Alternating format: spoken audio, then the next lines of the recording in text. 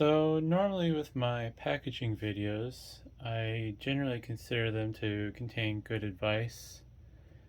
In the case of this video, I'm kind of breaking a few rules, you could say, and I wanted to cover that before I actually show how I personally have been packaging my servers.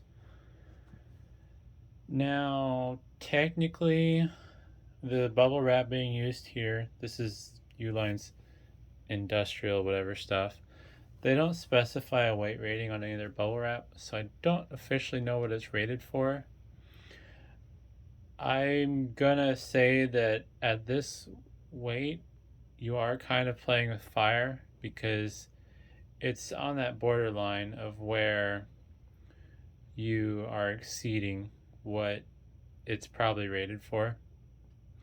Being that these 2U servers generally weigh somewhere around 60 to 70 pounds, depending on how configured they are. The proper way to package these would be using 2 inches of a low density polyethylene foam. And we'll grab an example of that. So you'd want to use something like this because it's rigid, but it also has enough give to protect the device against damage. And you'd basically want it to go around all the sides. You don't have to have 100% coverage as long as there's enough of a gap and your box is strong enough where someone can't like punch the top of the box and then damage your item. But this is basically going to be the way I package my servers because this is not feasible as a reseller. I would guess, without trying to find a better bulk supplier than the pricing I've seen, I would guess to package a server like this properly using LDPE foam, you'd probably be looking at $30 worth of foam, not to mention an expensive box that you need this on top of that. The bubble wrap cost of this is going to be quite expensive as well, but it's the most economical option I've found at this point. There's a few other hacks you can do where Dell uses a combination of folded cardboard and that LDPE foam, but I'm personally not convinced that's the best way to do it. Just because other people are doing it that way doesn't mean it's right. I think with Dell, in the case of how they package some of this stuff, it's more about what's the most cost effective and has the highest odds of success. So when packaging a server, one of the first things I like to do is make sure the faceplate is firmly attached to the server. And generally what I use for that is painter's tape. And normally the stuff I like to use is 1.5 inch wide stuff, but I don't have any of that at the moment for some reason, so I'm going to use this even wider 1.8 inch stuff. And what I'll do is I'll take a piece of it and I'll basically tape it over the faceplate in the ears. This just kind of helps it hold it in place so it can't get out of control. And I'll do that to both of the ears.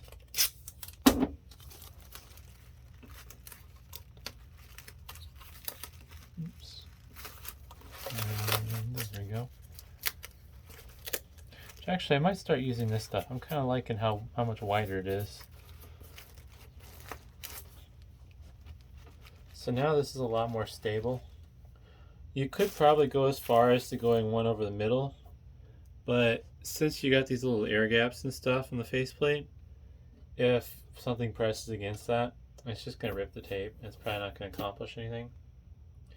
Whether or not you choose to lock the lid release, in this case for the Dells that have that, I believe HP has that as well. That's kind of up to you. It's not something I worry about because the odds of this somehow getting lifted up after it's been packaged are pretty much not. It's not even possible that I can think of, at least. One other thing you gotta be mindful of is when you're wrapping it, flip that around there. you want to try not to put too much pressure on the back of this as you're wrapping it up. So a lot of times when people are wrapping stuff, they might roll it like it's a ball. But what you want to do is you want to make sure you lift it and then don't put downward pressure on the back when you're wrapping it up. Depending on the protrusions, you could also use some LDPE foam as a backing material to reinforce and lengthen the server to prevent damage of these components. This isn't the best example because it's not cut, but you could take a piece of foam and basically stick it along the back. That way, rather than something hitting the back of the server and potentially putting weird forces on protruding bits, you have a piece of foam that will stop any impacts into the server itself. In this particular case, I'm not going to worry about too much, but it is something that you can do if you want to further protect the server. I'm fairly confident that this one will be fine though. So my next step with this server is I'm going to wrap it around 5 times all the way around with this 1/2 inch bubble wrap. And this is a little bit heavier duty stuff than some people buy. You don't want to buy the cheap stuff. If you can take it and just lightly squeeze it without it popping, then that's good. But if you just touch it and like you start pinching it a little bit and it pops, then the stuff's too weak and you really shouldn't be buying that stuff.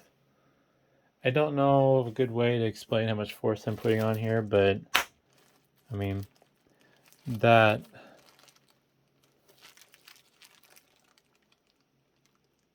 I don't know. About the same amount of force. It's probably a weak handshake. So yeah, definitely, don't cheap out on your bubble wrap, especially if you're going to use it with heavier stuff like this. Like I said, this is kind of an inappropriate use of the bubble wrap, but at the same time, it's not feasible to pay lots of money for LDPE foam. In the case of this server here, it's an R520 that I sold for $250, and it's probably going to cost me a good $35 just in packaging materials to package this to a level that I find to be acceptable. So I'm going to wrap this real quick and then I'll be back. Okay, so now I got this server wrapped up in bubble wrap, and there's basically 5 layers there, which will give you roughly around 2 inches. This is technically 1/2 inch bubble, but the truth of it is once you wrap it, the bubble does compress a little bit, so it's not actually 1/2 inch. For the most part, you can get away with just doing 4 layers. Since I'm kind of breaking the rules here, at least in my opinion, I do an actual 5th layer to make sure that I have better odds of everything surviving shipping. And one thing that's really important, once you get into longer or larger items like this, you want to make sure you're pulling that bubble wrap as tight as you can without ripping the perforations. Because if the bubble wrap can slip and slide around, you're not going to protect your item. Basically, that's one of the biggest rules, in my opinion, that people break when they're shipping stuff. It has to pass the shake test. If you can shake the item inside the box once you're done packaging it, and you can hear it rattling and banging around, you might as well just run the package over with your car and send it to your customer like that. Because, yeah, odds are it's going to survive, but you're not giving yourself a very good chance for success. Also, one other thing to point out, with larger items like this, I usually end up putting a little piece of tape down the middle of the side. That just kind of helps things stay together for the next step, which is wrapping with pallet wrap. So I'm going to do that real quick and then I'll be back. Okay, well, now everything's wrapped up nice and neat using some plastic wrap for pallets. This stuff's 18 inches wide. It's kind of a medium gauge. I forget what the exact specifications are. It's probably thinner than a grocery bag, but it's definitely stronger than your standard plastic grocery bag. And what this helps you do when you're packaging something is it helps keep that bubble wrap extra tight to the item. And it also kind of works as a moisture barrier. If your shipping delivery guy is nice enough to take your package and throw it in a puddle or leave it out in the rain, it'll help reduce the amount of water and moisture ingress you're going to deal with. It's not going to protect it. If you really want to protect it from any kind of moisture issues, then you'd probably want to vacuum seal the server in like an anti-static bag, and then one of those little heat sealer things. But overall, I would say this should be good enough for most standard use cases. Now the next thing is going to be the box, and this is one of the things in this video where I don't feel like I'm breaking the rules or taking a gamble. But to determine the size of the box, obviously you want to measure everything. And I'm getting 30 by 21 by 8. And the best box size I can find with Lisa line is a 36 by 24 by 8 box. It's a bit longer and wider than I want, but it's the right size for if I want double wall.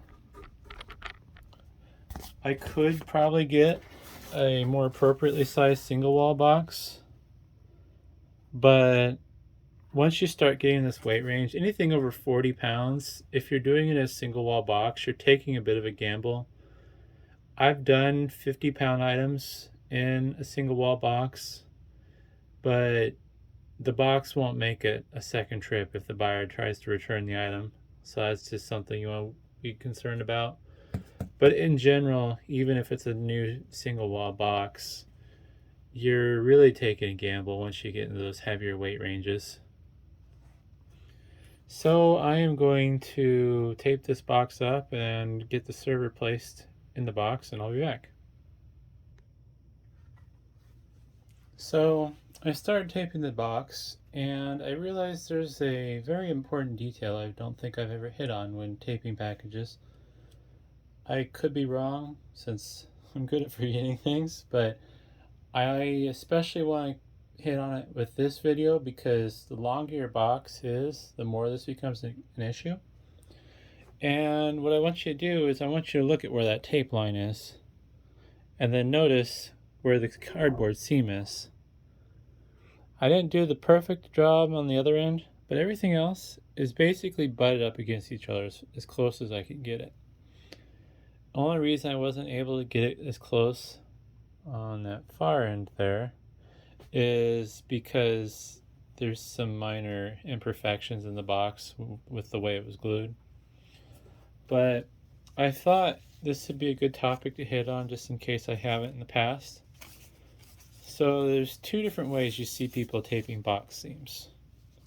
You see this way, which is really common. As you can see, there's a big gap there. And there's the proper way, which is this. Small gap, you know, it's unavoidable. There's always going to be some gap, but you want to have as little gap as possible. So with a properly taped box, you know, it has a little wiggle, but overall, it should hold itself together pretty well. But if you get a box like this, where they didn't even bother trying to push the flaps together, well, now everything's kind of slipping and sliding around. And it's not really like it's guaranteed to be a problem, but you know, maybe the box gets hit the wrong way or something. And what you're doing is you're setting yourself up for failure, because the more this wiggles around and gets bumped and gets pulled on and stuff, you run the risk of your tape starting to get pulled off. So I had this tape all pushed down real nice, and the more I wiggle this, as you can see, it's starting to work its way off around there. I don't know if the light's going to show that properly. And that's just me pushing and pulling on this with my hands. That's not me, throwing this down a conveyor belt and having other boxes that may be heavier pushing on it. It might be doing some side to side or in and out. But if you're not lucky, what's going to end up happening eventually is it's going to work itself apart. And next thing you know, your box is open and shipping. So it's definitely very important when you're taping boxes, you want that seam to be invisible, because it's just going to be so much harder for that seam to rip itself apart. There's also some other stuff I do, mostly because the tape I use is kind of cheap and low quality. As nice as it would be, I can't afford to pay for that really nice $5 a roll for like 3 feet of Scotch clear packing tape that's so darn strong it'll rip your fingers off.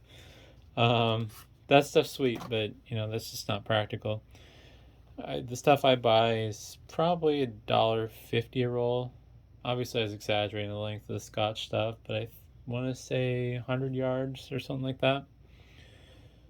But the other thing I will be doing with this, especially as I get towards the process of sealing it, I'm going to go over this main seam twice because this is a bigger package. And then I'm going to go along the sides of it with additional tape. But I need to get the server in the box first. So I'm going to do that and then I'll be back. Alright, so this is another part of the video where I'm doing things that are basically bad. This does work, but it's not recommended. So after I've put the server in the box, what I've done is I've braced it with pieces of foam, and these particular pieces of foam are just scrap pieces of foam I've gotten from maybe other stuff for recycling or from friends. And I've braced the 4 corners of the item inside the box. And now what I'm going to do is I'm going to void fill the box with packing peanuts. Technically, this is going to exceed what the recommended weight limit for packing peanuts would be. It's not that it won't work, it's that if this shifts too much or gets crushed too much, these packing peanuts are going to get damaged and they're not going to do a very good job of void fill. The pieces of foam that I have around the box is what's going to keep the server in place more than anything. And the packing peanuts, they're just going to be basically a backing to stop the sides of the box that are exposed, that don't have foam around them, from getting compressed. In an ideal world, you would have a box that is the perfect size for this server. But what I've found is anytime you're packaging something, you never seem to have the right box. So you kind of have to figure out, what works best. And in this case, it's chunks of foam and then packing peanuts for void fill. But, ideally, you would just have the right size box and this LDPE foam was actually affordable and you could properly pack the server. But I need to finish void filling this, and then I'm gonna tape it up and I'll show you the finished product. Alright, well, this is the finished project. As you can see, there's one band of tape down the middle, which I ended up going over 3 times with just to be thorough, and then 2 bands to kind of help tape the edges of that down and reinforce everything. On these longer boxes, I do a band down the middle. They don't necessarily do anything. It's just a little bit of extra reassurance in the fact that it's pulling it into the flaps in towards each other. And then, like usual with any box, you want to take your flaps and make sure that you tape over them. And the most important thing, let's see if I can do this on camera without hitting the tripod, is the shake test. Alrighty, that's heavy. As you can tell, no rattles or rolls. It didn't sound like a box of Legos, so that's good packaging. This did end up being a little bit lighter than I was expecting to be. I weighed the package after it's done. It weighs a total of 41 pounds. So the R520 is a little bit lighter than I thought it'd be. Technically speaking, at this weight, actually everything's perfect. With a lot of the other servers, though, they do tend to be heavier, especially when they're configured with drives and stuff. This was uh, basically a bare bones R520, so. But yeah, so hopefully that'll help give you an idea of a way to package servers. Like I said, it's technically not recommended because of the weight. In the case of this one, yeah, the weight was a little bit lighter. I actually could have done this in a single wall box if I had a big enough single wall box due to the weight, since most single wall boxes are good up to 45 pounds. But also once you get in the bigger boxes, you got bigger surfaces and they need to be more durable. So it's kind of one of those, you know, what kind of gamble you're willing to take type of things, basically. But yeah, sorry about the rambling. This the end result actually kind of surprised me because it's a little lighter than I thought it'd be. But this is an adequate way to do things. It's not the proper way to do things, but from my experience with the handful of servers I've shipped this way now, it does work. So hopefully that's interesting. Thanks for watching.